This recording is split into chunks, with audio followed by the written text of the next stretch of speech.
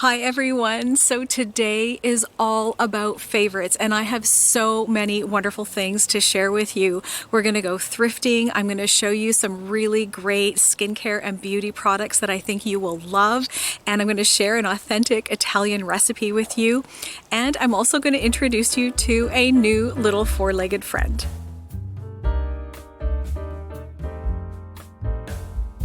Now, we live near a forested area, and because of that we get our fair share of critters passing through our property. For example, we have a pair of ducks that shows up every April and they stay a couple of months until June. And the animals that do decide to stay a little while, some of them you get to know a little bit. So I'll introduce you to the little friend I've made recently. So here are the ducks I was telling you about, and beside them is this little dark colored squirrel that's become my friend. Her name is Giuseppina and we call her Peppina for short. And in the mornings sometimes she'll wait for me, so I'll go outside and give her some breakfast. There's my girl. Good morning. Hello. She has such a sweet little personality and I am so happy to know her. Later, we got in the car and headed out for an afternoon of thrifting. We found some neat little shops and enjoyed looking at all the fun treasures.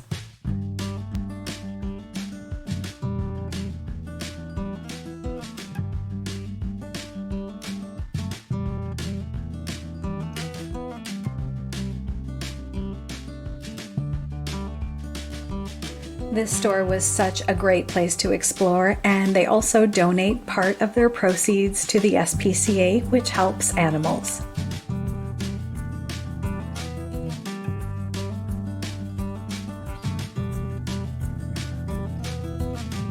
After that, we stopped for a refreshment at this cute country store and cafe. They had all kinds of interesting preserves like unusual jams and whiskey-infused honey. There was a charming seating area near which they sold dried local lavender and handmade soaps.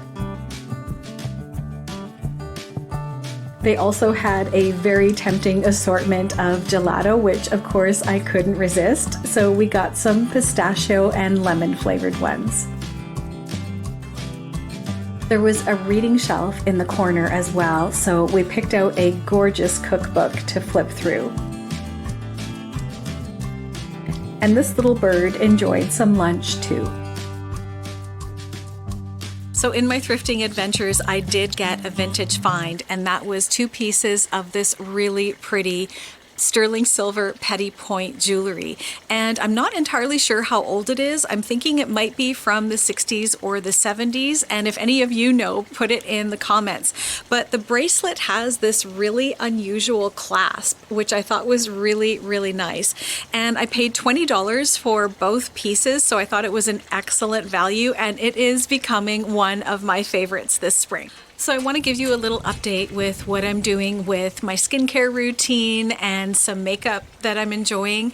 And as many of you know, my other job is in the beauty industry. I work with skincare and makeup, and I have been doing that for the past 13 years or so. And there's a few things that I'm really loving. Now, as far as taking care of my skin goes, I don't use any conventional moisturizers. I use face oils, and I love them. And I did add one other ingredient as an additional anti-aging component, which I'll share with you. So the first oil I want to show you is avocado oil, and this oil I love to use especially during the fall and winter months, or if I'm ever feeling a little bit drier, because this is very high in vitamin E and it's very good at plumping up the skin, strengthening that moisture barrier and helping fade any fine lines and wrinkles, and it just is very nourishing to the skin and just helps give it a nice healthy glow. I love this as a nighttime moisturizer. It is absolutely phenomenal. The next oil I want to show you is grapeseed oil, and this is one that I love to use particularly around the eye area because it has a skin tightening effect. It'll take down any little bit of puffiness that you have, and it helps soften fine lines and wrinkles. And it's also very high in antioxidants, so it has a wonderful anti-aging component, and it also has a light texture, so you don't want to be using anything too heavy around the eye area. But if you like lighter textured oils or lighter textured moisturizers, you can certainly use this all over your whole face as well. Now, one thing I've added to my anti-aging routine is frankincense oil. Now, frankincense has a very rich history because it's been used for thousands of years in places like Egypt and India. And it's an excellent addition to any anti-aging regimen because it helps stimulate your own collagen and elastin production. Now, it's important to note that you don't want to be putting this on your skin straight because it has the potential to irritate. You want to be diluting it either with your moisturizer or any other facial oils that you might be using. So how you want to dilute it is, here's the 2-ounce bottle of face oil that I'll use as a moisturizer, and to that I'll probably add about 12 to 15 drops to get the maximum benefit. Now, as far as lip colors go, there's some that I've really been liking for spring, and I've chosen some colors that will look good on most skin tones. It's funny because when you work in the cosmetic industry for quite some time, you kind of get to know colors that just tend to look good on just about everybody. So the first one I'm going to show you is by Revlon, and it's a color called Gold Pearl Plum. I've met very few people that this doesn't look good on, and what I love about it is it will pick up just about any undertone that you want it to. So depending on which color lip liner you wear it with, it'll pick up that undertone. So this is the one that I'm wearing today, and I'm wearing a wine colored lip liner with it, and I think it looks really, really nice. So if you could wear it with a nude lip liner, a pink, a wine, it goes with just about everything. The second color is one by Maybelline, and it's one of their lip crayons. Now this is a matte formula, and normally matte formulas I find to be quite drying, but they also last a long time, and it's kind of a trade-off. If you want a lipstick to stay on really, really well, you usually have to go with a matte formula that tends to dry out your lips a little more.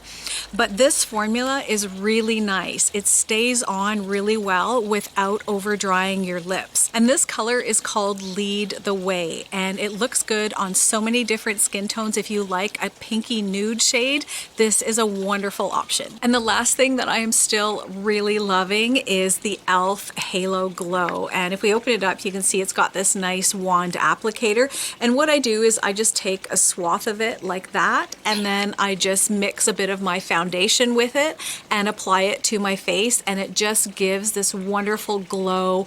It's literally a filter in a bottle. I love this product. So the recipe I'm going to share with you today is for Melanzane Ripiene, or stuffed eggplant. And eggplant for some of us can be one of those vegetables that we're not sure what to do with, but I can assure you it's very, very easy to prepare with just a few simple ingredients. And this is one of the ways I prepare stuffed eggplant. There's a few of them actually that I like to use. But this one has very lovely, robust flavors and is very healthy, and I think it will become one of your favorites as well. So I'll show you how we do it. We're starting out with 3 medium-sized eggplants. And we're going to take a rolling pin and flatten them a little bit. Take a knife and cut them lengthwise, about 2/3 of the way through, being careful not to go through the bottom. Put them on a parchment-lined baking sheet and drizzle a little olive oil over them. Then bake at 400 degrees for about 40 minutes or so. While the eggplant is cooking, we can make the filling. So we can chop up 1 medium onion and a bell pepper, and an easy way to de-seed it is to put your thumbs over the green part and push, and then you can pull all the seeds out easily. We'll also put in some garlic. Heat 2 tablespoons of olive oil in a pan over medium heat and add in the onion, pepper, and garlic. Add 1 14-ounce can of diced tomatoes, some salt, pepper, and Italian seasoning, and simmer this for about 10 minutes. Then I like to add some cooked chopped chicken breast and cook it for another 5 minutes. While the filling is simmering, we're going to prepare our sauce in a casserole dish with a little bit of olive oil, 1 jar of passata, some garlic, salt, pepper, and oregano. Then give the whole thing a little stir. Now that we've pulled our eggplant out of the oven, you can see how soft and kind of flat looking they are. This is exactly what we want to see. And now we can fill them with the onion and pepper mixture.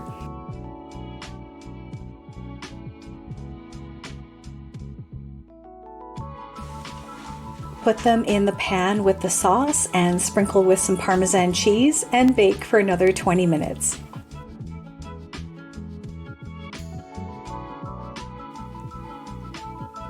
Now look at how beautifully these turned out, and this sauce is absolutely incredible.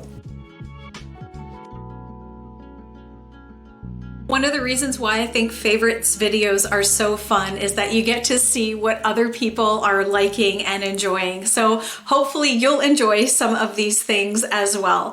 Thank you so much for spending a bit of your day with me. Take care, everyone, and we'll catch you in the next one.